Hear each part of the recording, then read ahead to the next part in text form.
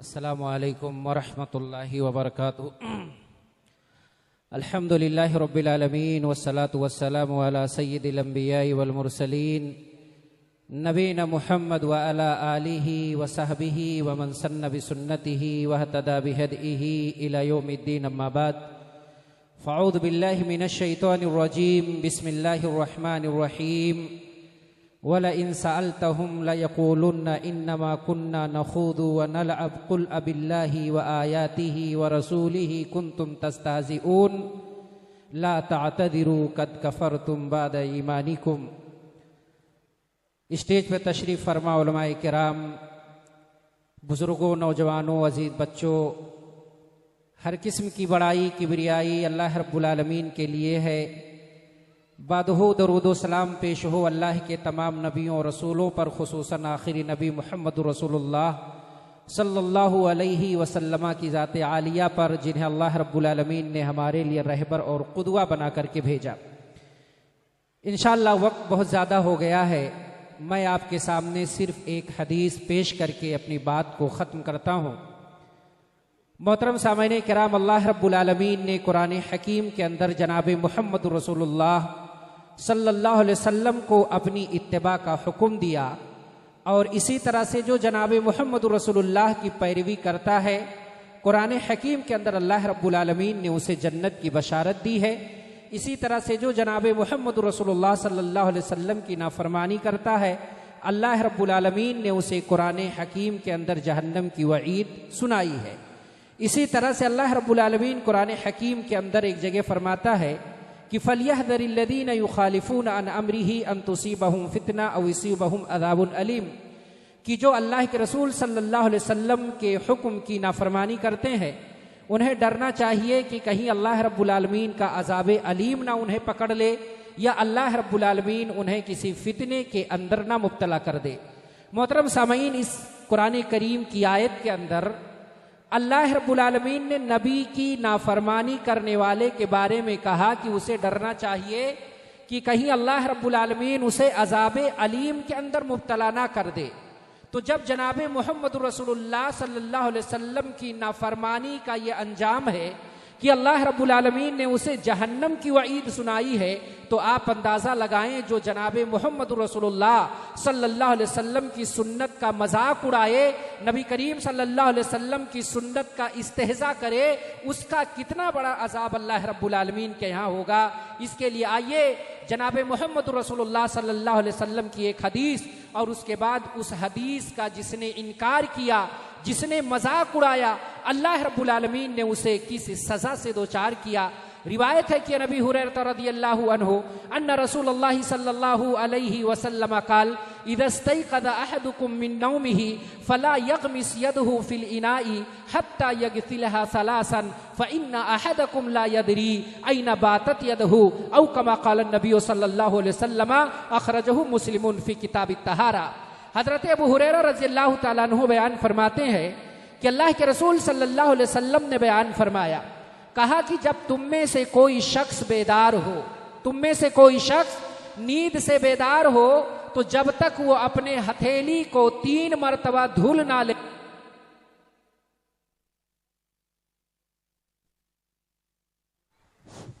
برتن کے اندر وہ اپنے ہاتھ کو نہ ڈالے، کیونکہ اسے نہیں معلوم کہ اس کے ہاتھ نے رات کہاں پہ گزاری ہے۔ جناب محمد رسول اللہ صلی اللہ علیہ وسلم کی یہ حدیث بتلاتی ہے کہ جب آپ نیند سے بیدار ہوں، نیند سے سو کر کے آپ اٹھیں، تو اپنے ہاتھ کو پہلے 3 مرتبہ دھلیں، اور یہ 3 مرتبہ دھلنا واجب و ضروری ہے، کیونکہ آپ کو نیند میں نہیں معلوم ہوتا ہے کہ آپ کے ہاتھ نے رات کہاں پہ گزارا ہے۔ اسی طرح سے اس حدیث کی شرح کرتے ہوئے امام محمد بن اسماعیل التیمی رحمہ اللہ، جن کی کتاب التحریر ہے جو مسلم کی شرح ہے، اس حدیث کی شرح میں کہتے ہیں کہ ایک شخص جو بدعتی تھا، اس کے سامنے جب ابو ہریرہ کی یہ حدیث پیش کی گئی، تو اس نے ابو ہریرہ رضی اللہ تعالیٰ عنہ کی اس روایت کا مذاق اڑاتے ہوئے کہا تم کیسے کہتے ہو کہ ہمارے ہاتھ نے رات کہاں گزارا ہے؟ مجھے پتا ہے جب میں رات میں سوتا ہوں تو مجھے پتا ہوتا ہے کہ میرے ہاتھ نے رات کہاں پہ گزارا ہے۔ نبی کی حدیث کا مذاق اڑایا۔ مذاق اڑاتے ہوئے اس نے کہا اے ابو ہریرہ، اس حدیث کے بیان کرنے والے، مجھے معلوم ہے کہ میرے ہاتھ نے رات کہاں پہ گزارا ہے۔ میرے ہاتھ نے رات بستر پہ گزارا ہے، میرا ہاتھ کہیں اور چل کر کے نہیں گیا تھا۔ روایت کے اندر ہے، وہ نقل کرتے ہیں، ایک دن وہ سوتا ہے اور رات نیند میں مبتلا ہوتا ہے، اور نیند کے حالت میں اس کا ہاتھ اس کے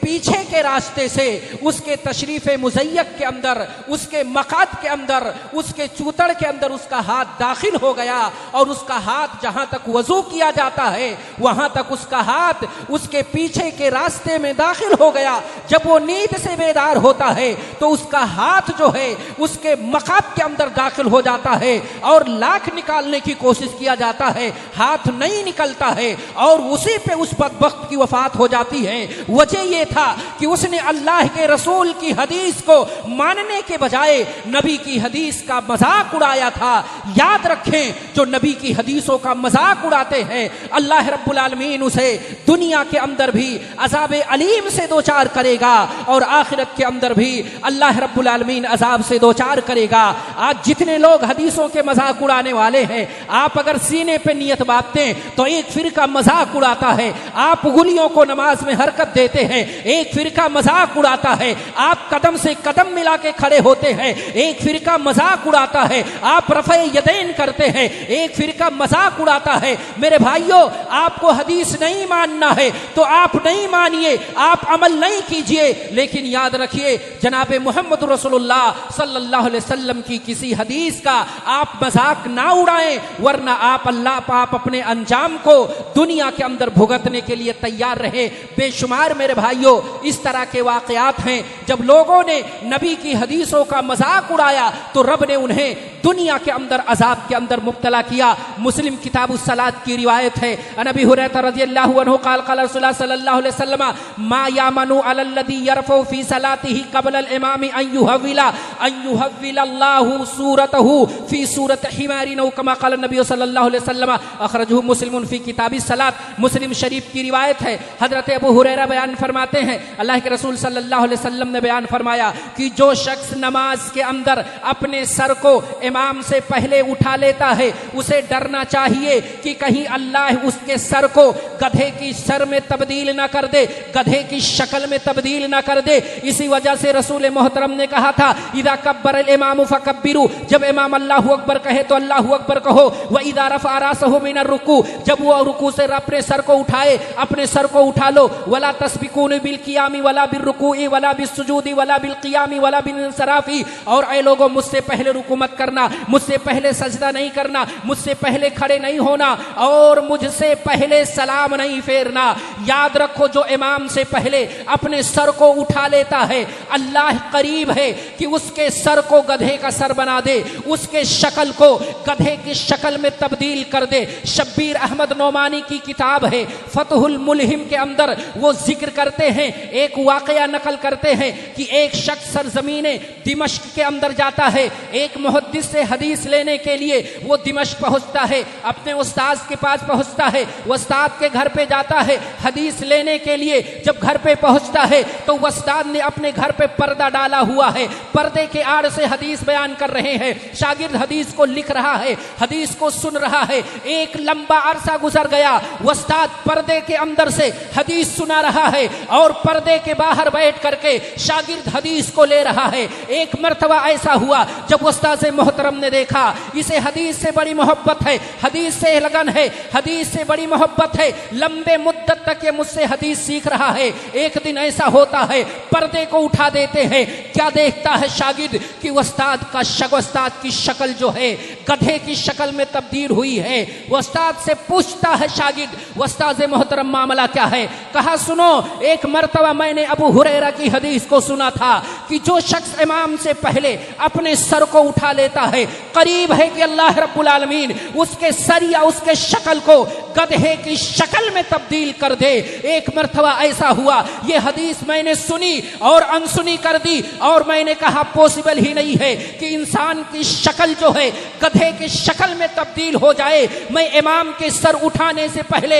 اپنے سر کو اٹھا لیا۔ اس کی سزا اللہ رب العالمین نے ہمیں یہ دیا کہ اللہ نے میری شکل کو گدھے کی شکل میں تبدیل کر دیا۔ میرے بھائیوں، عمل نہ کرنا ایک الگ شے ہے، اور اللہ کے رسول کی حدیث کا مذاق اڑانا یہ بہت بڑا جرم ہے، اور ایسا جرم ہے کہ اگر آپ جان بوجھ کر کرتے ہیں تب بھی آپ کافر ہو جاتے ہیں، اور اگر بھول کر کرتے ہیں تب بھی آپ کافر ہو جاتے ہیں۔ لا تعتذروا قد کفرتم بعد ایمانکم، حدیث رسول کا مذاق اڑانے والے سن لو، تمہارا کوئی عذر اللہ کے ہاں قابل قبول نہیں ہوگا، کیونکہ تم نے جناب محمد رسول اللہ صلی اللہ علیہ وسلم کی حدیثوں کا میرے بھائی کیا اڑایا ہے؟ مذاق اڑایا ہے۔ اس لیے ضرورت اس بات کی ہے میرے بھائیوں، وقت اجازت نہیں دیتا ہے،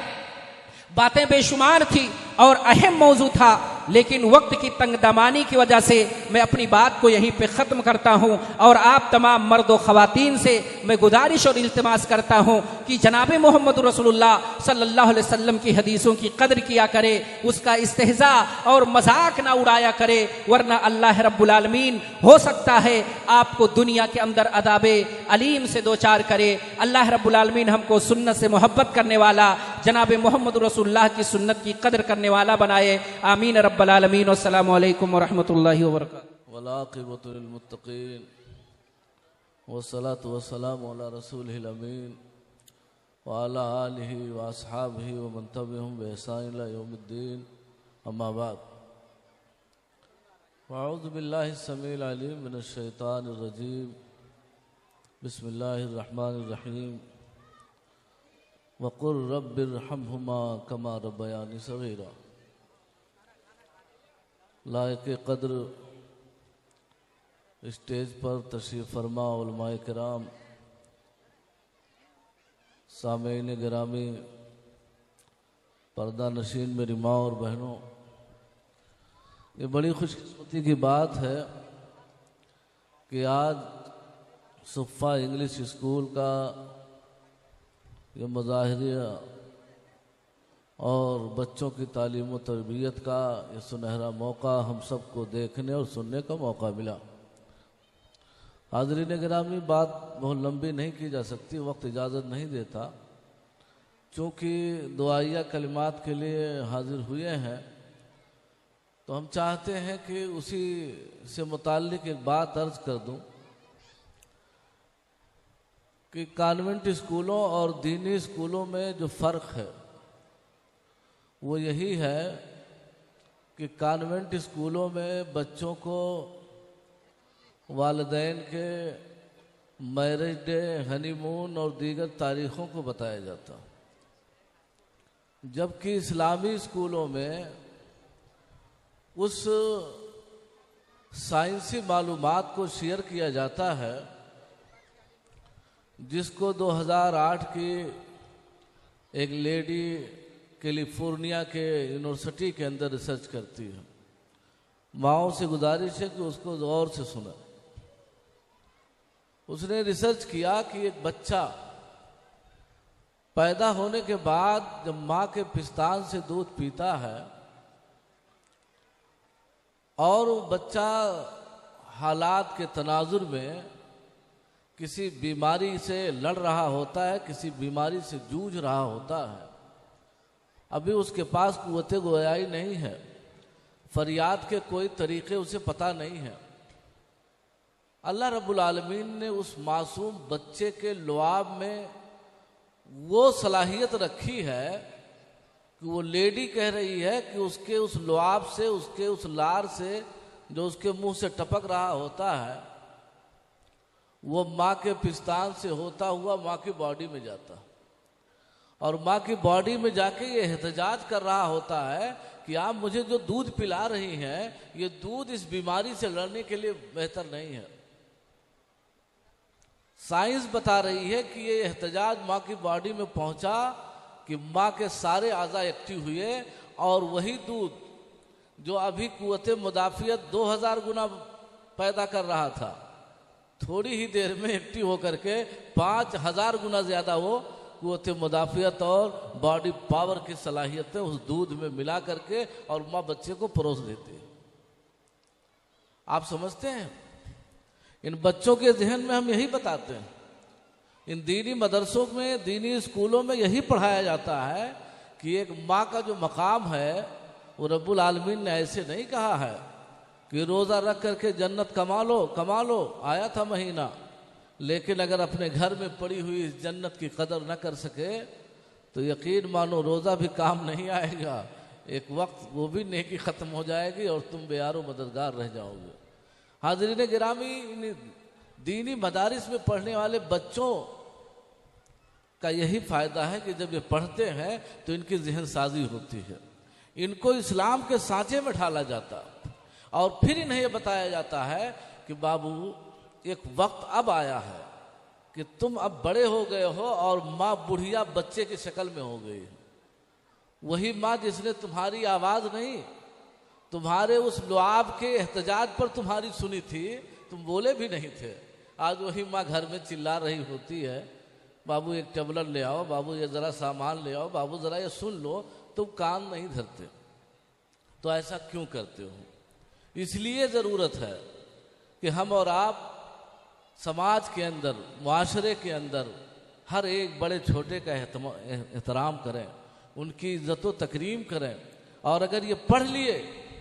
تو آپ یہ سمجھ لیجئے کہ ہم ایسی کل کتابیں لائق ضبطی سمجھتے ہیں،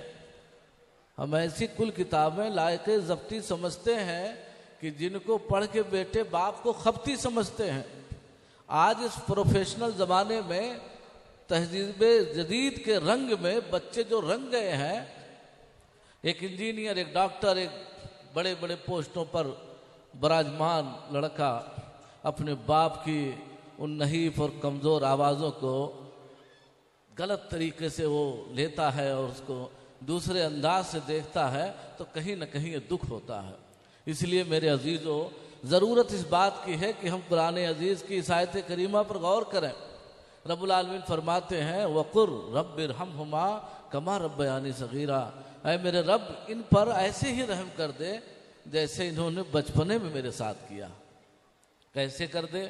ایسے ہی جیسے بچپن میں ماں دودھ پلا رہی تھی، ہم دوسرا احتجاج کر رہے تھے، ماں نے فوراً سنا اور ہماری طرح سے ڈیولپ کر کے ہم کو بیماری سے محفوظ کر لیا۔ یہیں سے ایک پیغام اور دے دیں کہ آج کتنی مائیں ہیں جو بچوں کو دودھ پلانا عیب سمجھتی، اور پھر اس کے نتیجے میں کچھ ایسی اینٹی بائیوٹک اور جو دودھ کو روکنے والی دوائیں ہیں اسے استعمال کر کے خود کو کینسر جیسی مہلک بیماری میں مبتلا کر کے اور زندگی سے بھی ہاتھ دھو بیٹھتی ہیں۔ میری ماں اور بہنوں، آپ کی ذمہ داری ہے، آپ ہی سے یہ بچے پروان چڑھے ہیں، آپ تو وہ